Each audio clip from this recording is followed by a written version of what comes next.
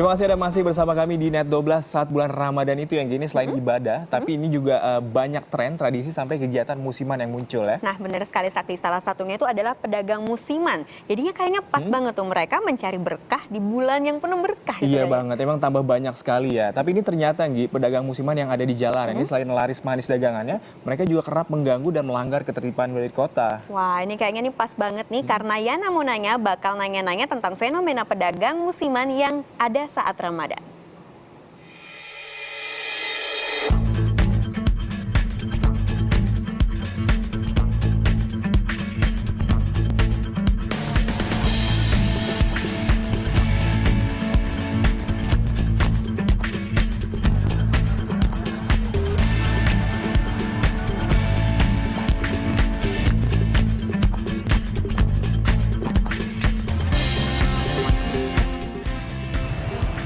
Bulan Ramadan merupakan bulan yang penuh berkah. Berkahnya nggak cuma karena pahala kita dilipat gandakan oleh Tuhan Yang Maha Esa saja, tapi juga berkah bagi orang-orang yang mau mencari rezeki tambahan. Kayak di tempat ini nih.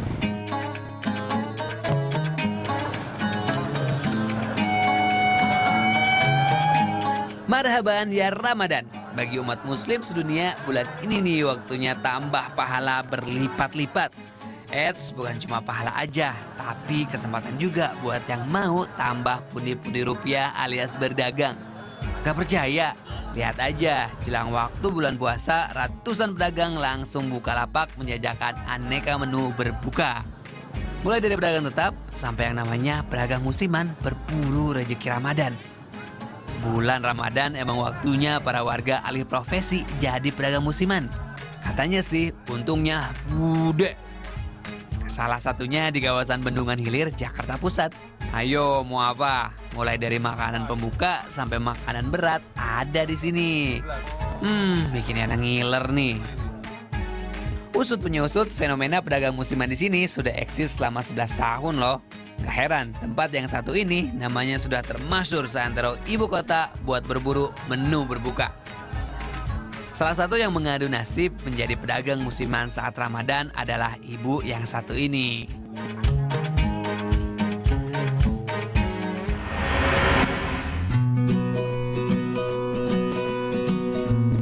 Belanja dulu, Bu Santi. Ya. Aduh banyak banget nih pilihannya nih. Kalau ini berapaan, Bu? Ini 2,5. 2,5? Kita sama rata. Sama rata semuanya 2,5? Iya, sama.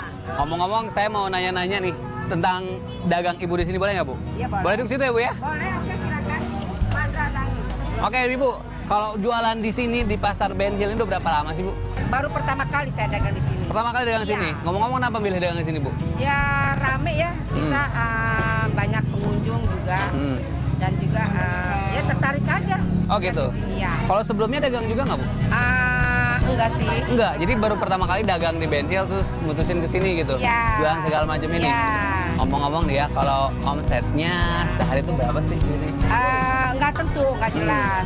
Kadang 800, kadang 1 juta, ya enggak tentu lah. Jadi lumayan juga ya, Bu ya? Ya, Kalau lumayan. untungnya sehari berapa? Untungnya bisa 300, 400, nggak jelas juga. Oh gitu. Gimana Habisnya ramenya ya? aja, Tapi gitu. lumayan ya buat Ya, oke. nambah-nambahin Oke. rezeki tambahan gitu ya, Bu ya? Oke, buat rumah tangga.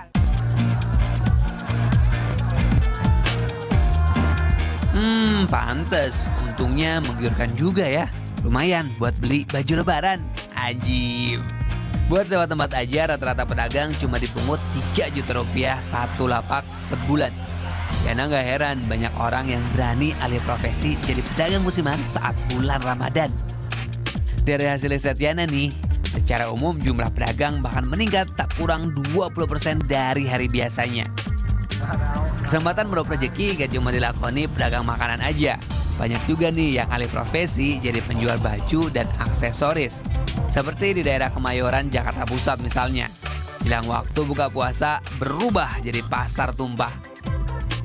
Dari data yang Yana dapat dari Kementerian Perdagangan, peningkatan kebutuhan masyarakat saat bulan Ramadan naik 30% sampai 40%.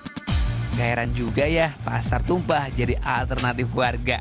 Harganya murah, pilihannya banyak pula. Tapi sebenarnya apa ya pendapat warga soal fenomena pedagang musiman saat bulan Ramadan gini?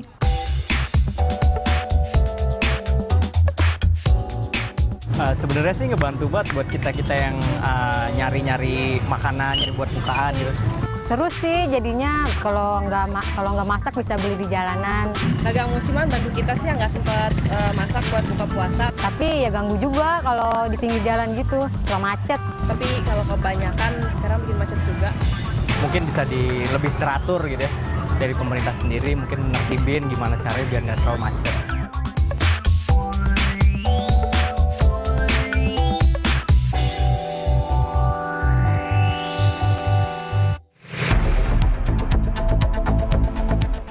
Nah, ini dia masalahnya.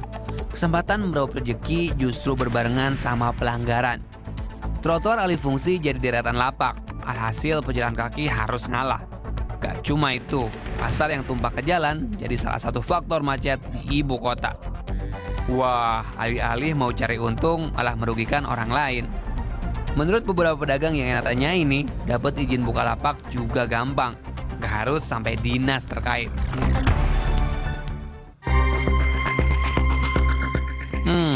Padahal peraturan daerah nomor 8 tahun 2007 sudah jelas bahwa area tersebut tempat terlarang untuk berjualan. Terus gimana ya pemerintah menanggapi hal ini? Nih, sekarang Yana mau nanya.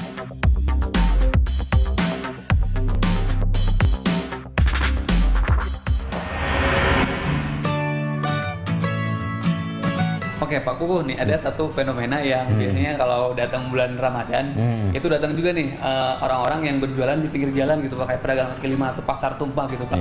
Itu sebenarnya aturannya kayak gimana sih Pak? Jadi memang betul, setiap menjelang bulan Ramadan itu memang banyak yang tadinya tidak jualan jadi jualan. Banyak banget Pak. Sesuai dengan Perda 8 tahun 2007 memang tidak ada perda itu mengatur bahwa oh ini lebaran boleh, tidak lebaran boleh, tidak ada. Ya, lebaran atau tidak lebaran Perda 8 itu ya harus dijalankan bahwa barang siapa berjualan di atas trotoar, barang jualan di atas jalan dan lain sebagainya itu dilarang. Kan itu sudah memang mengganggu ya Pak ya, mengganggu arus lalu lintas karena bikin macet. Itu tindakannya seperti apa yang dilakukan oleh Satpol PP? Jadi begini ya, seperti yang saya katakan tadi bahwa itu tidak boleh ya, Perda 8 itu tidak boleh orang berjualan di jalan atau di trotoar atau di tempat-tempat yang ditentukan oleh Perda itu tidak boleh. Tapi namun demikian ini bukan pembenaran ya. Anggota saya ini terpencar di berbagai tempat. Ya. Seperti kita harus mempertahankan Jakarta Pusat misalnya, kita harus mempertahankan Tanah Abang. Tanah Abang itu steril ya, tidak boleh mau lebaran jualan di trotoar atau di itu nggak boleh. Oleh karena itu anggota saya hampir setiap hari itu 150 orang ada di Tanah Abang. Jadi kurangnya personel salah satu penyebab fenomena yang setiap tahun nongol ini sulit diatasi.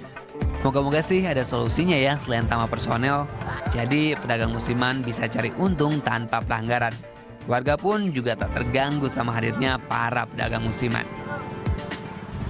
Meskipun jadi momen untuk meraup rezeki tambahan di bulan puasa ini, tapi setiap warga baik penjual maupun pembeli harus sadar bahwa ada aturan yang harus ditegakkan agar kota kita ketertibannya tetap terjaga. Bener nggak?